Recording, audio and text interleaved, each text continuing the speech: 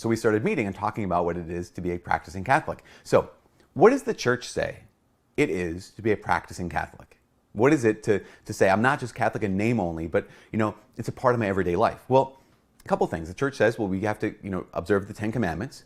We have to assent to church teaching. And then the third thing is to do our best to follow the 5 precepts of the Catholic Church. In the Catechism of the Catholic Church, I think starting in Article 2041 or paragraph 2041, it talks about these 5 precepts of the church. Now, what it says is that these precepts are the indispensable minimum, or another translation is the very necessary minimum for life.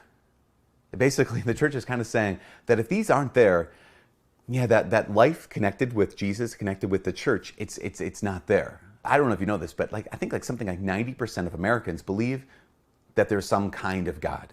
So 90% of Americans, 90% of Americans are theists.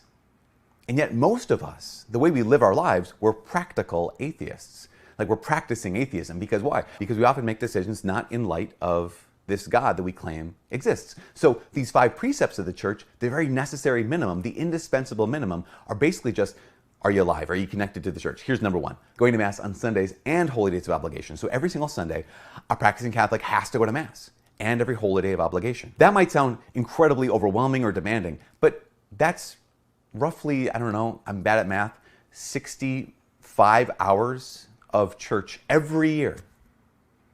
That's it. That's it.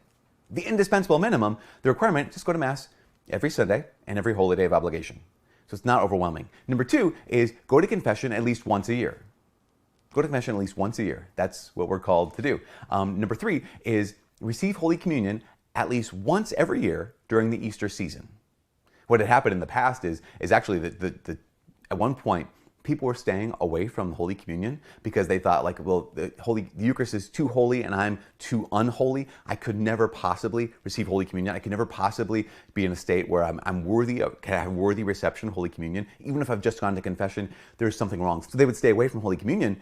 And so at one point the Pope had to say, listen, one of the precepts, you have to receive Holy Communion at least once a year during the Easter season. Why? Because Jesus loves you. He gives the Eucharist to feed us because he wants intimacy and communion with us.